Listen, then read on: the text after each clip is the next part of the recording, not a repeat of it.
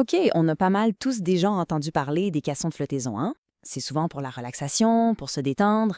Mais et si on s'en servait pour quelque chose de complètement différent, de beaucoup plus profond? C'est exactement ce qu'on va explorer aujourd'hui. On va voir comment une école de pensée bien particulière, qu'on appelle le siloïsme, utilise cet outil pour une quête intérieure qui sort vraiment de l'ordinaire. Ça nous amène à la question centrale, une question que, au fond, tout le monde se pose un jour ou l'autre.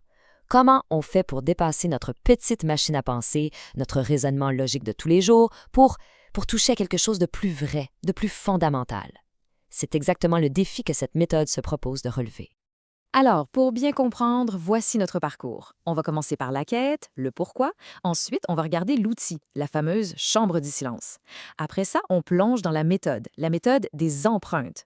Puis, on verra comment cette expérience peut devenir partageable et finalement, on regardera le but collectif de tout ça.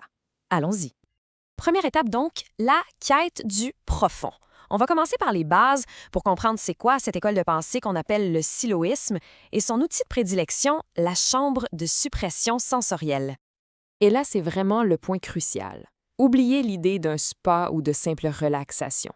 Ici, la chambre, c'est un véritable instrument, un outil au service d'un travail intérieur super structuré qu'ils appellent l'ascèse. Le but, c'est d'accélérer l'accès à ce que le siloïsme appelle le profond. Deuxième point. Parlons de l'outil lui-même, la chambre du silence. C'est quoi au juste? Et surtout, comment ça marche? Alors, imaginez, tout, mais vraiment tout, est pensé pour mettre nos sens sur pause. On parle d'une restriction des stimuli totale ou presque. Le corps flotte sans effort dans une eau qui est saturée en sel.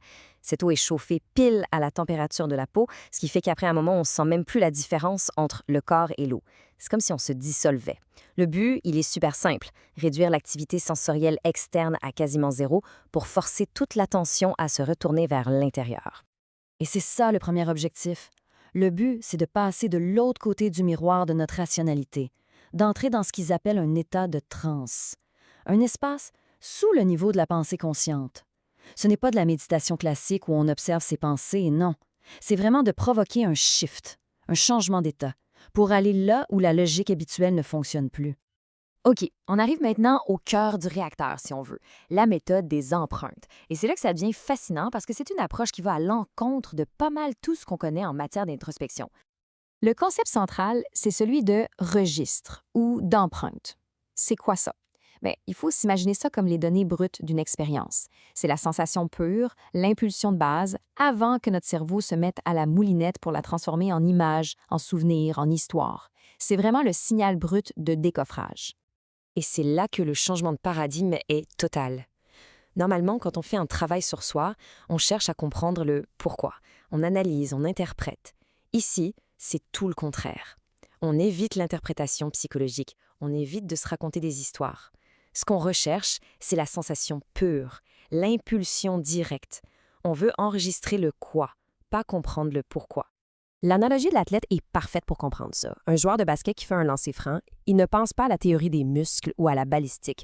Il fait juste répéter, répéter et répéter le geste des milliers de fois pour que ça s'enregistre dans sa mémoire corporelle.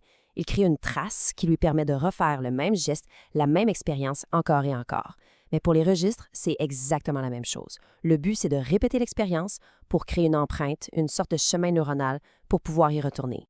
Bon, là, on pourrait se demander, si le but n'est pas de comprendre son expérience personnelle, alors c'est quoi le but? C'est là qu'on bascule de l'individuel vers le collectif. Et l'idée, vous allez voir, elle est assez radicale. L'idée de base, c'est la suivante. On a tous la même machine humaine, la même structure psychophysique.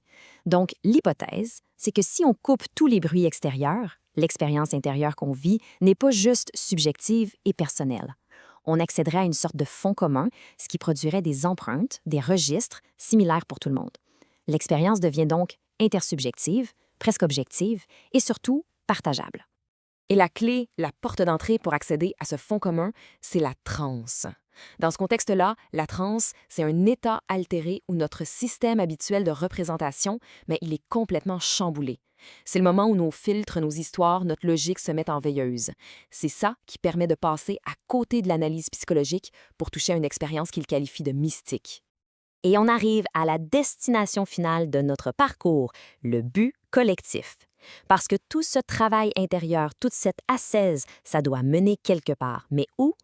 Le processus qu'ils appellent le chemin de l'école est super méthodique. Ça commence avec l'expérience individuelle dans la chambre. Ensuite, le groupe se réunit pour identifier les empreintes qui reviennent, les points communs. À partir de là, ils créent des procédures objectives pour reproduire ces expériences. Ces procédures sont ensuite transmises au reste du groupe et l'objectif de tout ça, c'est d'inspirer une action collective concrète. Cette citation-là, elle résume parfaitement leur philosophie. On n'est pas là pour gonfler son ego, pour le prestige ou le culte de la personnalité. C'est vraiment l'anti-développement personnel individualiste. Le travail se fait en ensemble, comme ils disent. C'est toujours orienté vers le collectif.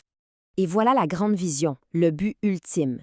Il s'agit de se connecter à ce qu'ils appellent la source, pour en ramener de l'inspiration qui va nourrir de nouveaux développements, que ce soit en art, en société, en sciences, tout ça dans le but de participer à un projet plus large qu'ils nomment Humaniser la Terre. Donc, pour résumer ce qu'on vient de voir, c'est une méthodologie complète, presque scientifique, pour aller explorer des états de conscience différents.